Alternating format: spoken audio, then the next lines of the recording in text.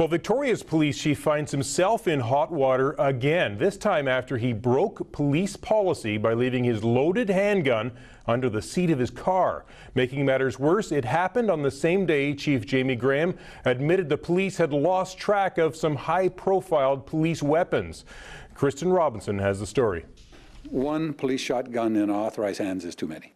As Chief Constable Jamie Graham detailed his concern Friday over his department's missing riot gear, including a Remington 12-gauge shotgun, the entire Victoria Police vehicle fleet was being searched as part of 2 investigations into the equipment's disappearance. We are about 3/4 of the way through an extremely rigorous, tight inventory control process. During that rigorous search, detectives found Chief Graham's own loaded service pistol holstered under the driver's seat of his unmarked police cruiser, which was left open and unlocked for the search in Vic PD's underground parkade, a clear violation of the department's policy regarding the storage of firearms. It was 3 stories down in a locked police compound, not open to the public or accessible by the public. And so that certainly mitigates the risk level that was there. Certainly an aggravating factor is just a chief constable with that much experience. It's a mistake that they are held to a higher standard.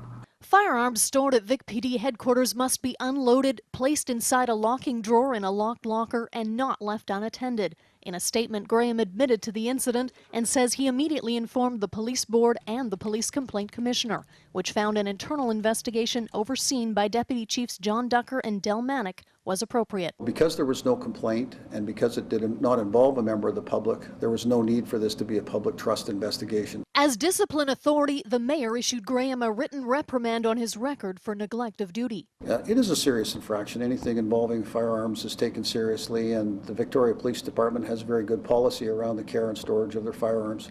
But in looking at previous cases, that would be an appropriate discipline for this type of issue.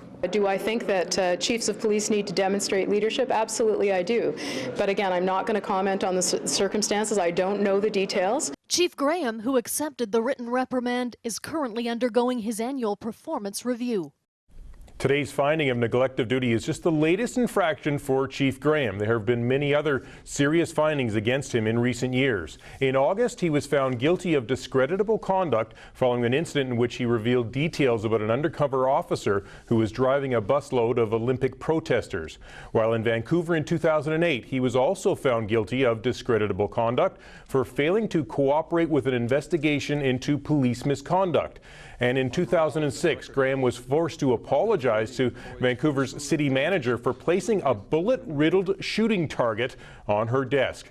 David Eby is with the BC Civil Liberties Association, and he says no other police chief has as many indiscretions.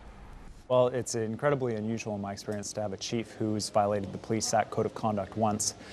Twice is very strange, but 3 times the Victoria Police Board has got to be having a look at this pattern and seeing it as a pattern and asking what's going on with Chief Jamie Graham.